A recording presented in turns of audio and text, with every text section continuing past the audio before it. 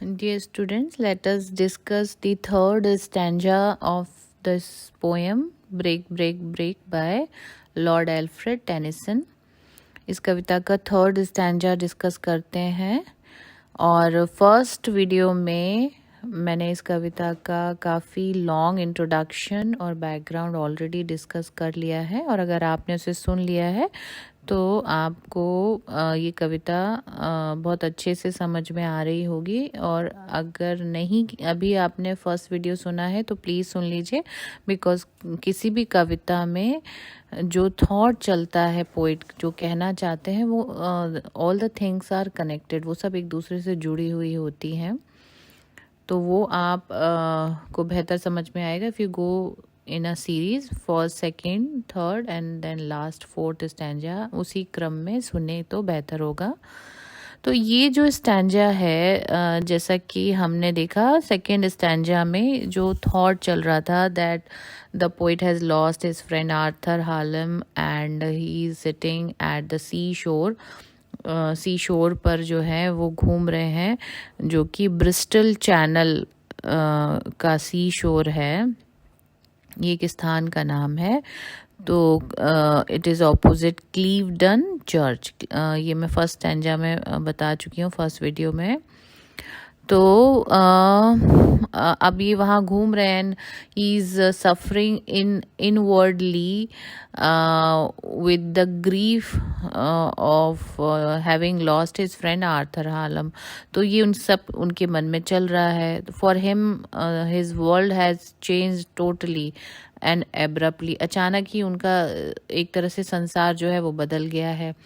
लेकिन वो देखते हैं कि other people are having a good time of their life, उनका जीवन अच्छे से बीत रहा है। सेकेंड स्टैंजा में दो रेफरेंसेस थे, एक फिशरमैन के बेटे का था और एक नाविक के बेटे का था।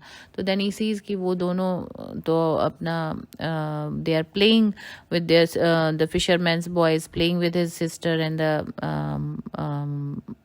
this sailor's son is also having a good time on his boat, but for him his why is sometimes he feels a little, we can say, jealous, or he's maybe unable to understand why people can have such joy while he is suffering from grief, जबकि मुझे इतना दुख महसूस हो रहा है, दुनिया कैसे why the world is going on its routine so usually, कैसे ये संसार वैसे ही चल रहा है जैसे चलता था, क्यों औरों को वो दुख महसूस नहीं हो रहा जो कि मुझे होता था।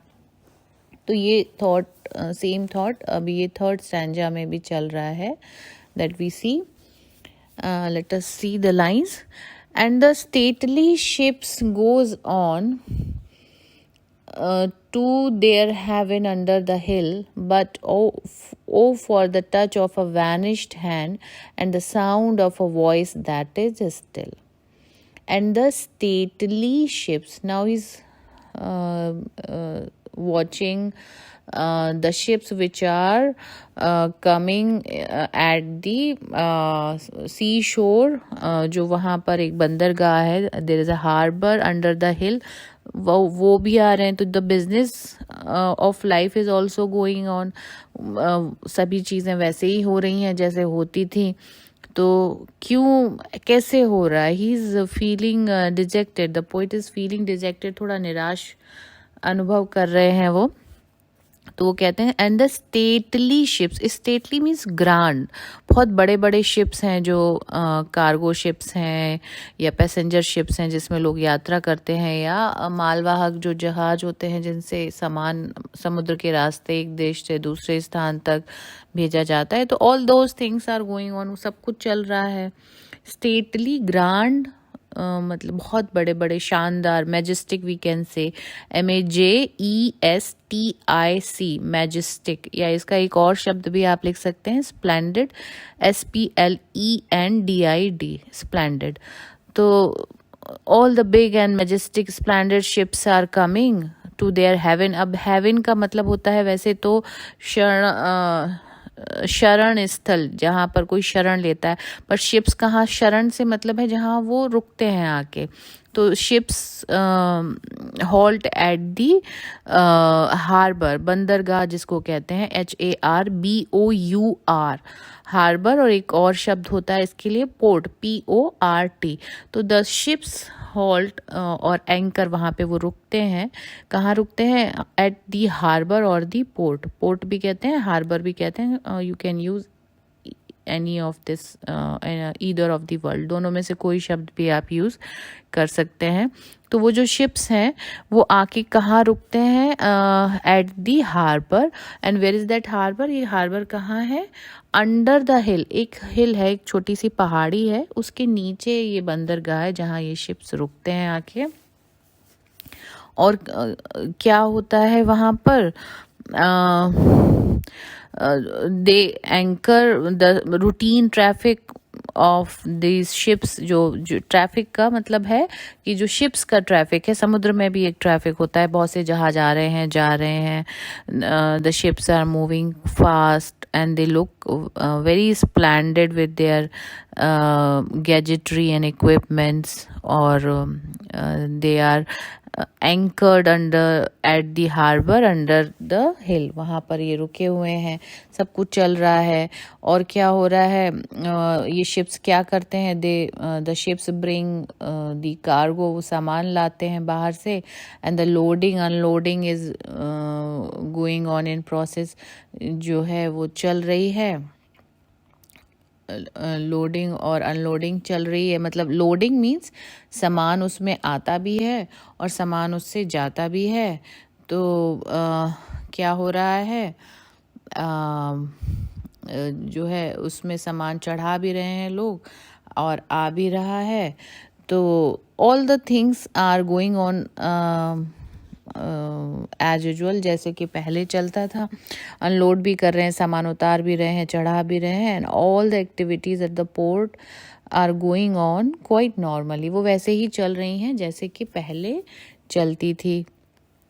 Nothing appears to have change, कुछ भी नहीं लगता कि बदला है। And the poet is feeling as if the death of his friend Harlem has no effect at all on the usual routine of the world। जो संसार का एक रूटीन है उस पर कोई फ़र्क ही नहीं पड़ा है आर्थर की मृत्यु का।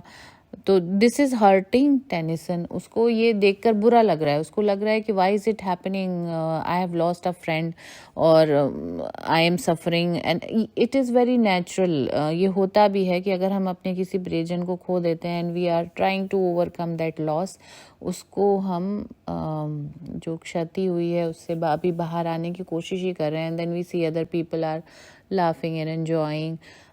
तो हमें लगता है ये खुश कैसे रह सकते हैं, कैसे क्यों इन्हें कोई दुख महसूस नहीं हो रहा है।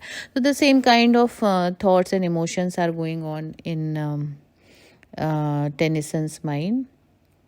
नेक्स्ट लाइन देखिए, but O for the touch of a vanished hand.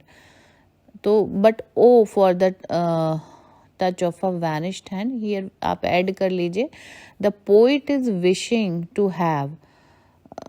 ये आप लिख लीजिए, the poet is wishing to have, poet चाहता है कि उसको मिले, क्या मिले? For the touch of a vanished hand. वो स्पर्श, टच मीन्स स्पर्श करना, वो उस हाथ को फिर से स्पर्श करना चाहता है जो कि कैसा है? वैनिश्ड, वैनिश मीन्स गायब हो जाना, जो कि गायब हो चुका है। तो किसका हाथ गायब हो चुका है? हिज फ्रेंड आर्थर हालम का हाथ जो है गायब हो चुका है, because he is dead now. तो वो उनकी मृत्यु हो चुकी है। तो he wants, he is craving, craving means बहुत उत्कंठ, आकांक्षा होना, बहुत तीव्र इच्छा होना।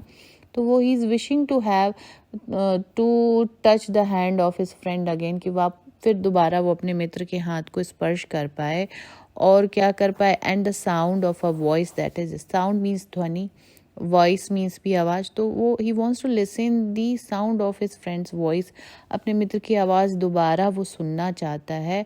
दैट इज स्टिल, जो कि अब शांत हो गई है, जो कि which is still, which is quite now, जो कि अब शांत हो चुकी है। अब क्वाइट की स्पेलिंग अगर हम लिखते हैं शांत की, तो इट विल बी इसकी स्पेलिंग होगी QUIET, शांत, जो आवाज़ जो अब शांत हो चुकी है।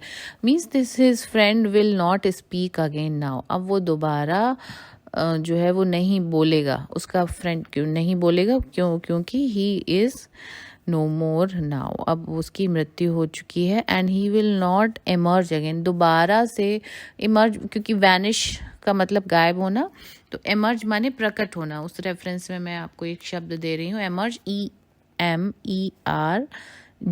तो his friend will not emerge now, अब वो प्रकट नहीं होगा, अब दोबारा उसको नहीं मिलेगा। सो our poet is craving to meet his friend again। वो बहुत उसके अंदर तीव्र एक आकांक्षा, इच्छा हो रही है कि वो अपने मित्र को दोबारा मिल पाए। But this is a feeling of utter loss and injury, मतलब बहुत उसका लॉस है क्योंकि वो नहीं मिल पा रहा है, और एक चोट उसको अंदर से, ये भी एक मानसिक चोट जो होती है, जो दुख होता है, वो भी एक बहुत बड़ी इंजरी, एक बहुत बड़ा सदमा वी कैन से उसको लगा है। तो ये कुछ उस तरह की भावनाएं हैं जिसको maybe at some point of time और the other we all have experienced, क्योंकि हम सब ने जब अपने किसी प्रियजन को खोया है तो लगभग इसी तरह की भावनाएं मन में उत्पन्न होती हैं। तो I hope I am able to make it easy for you. मुझे लगता है आपको समझ आई होगी कविता, तो please revise it well and share with your friends if you find it useful. अगर आपको अच्छा लगता है तो अपने मित्रों के साथ ज़रूर शेयर कीजिए और लाइक और सब्सक्राइब भी कीजिए। Thank you very much.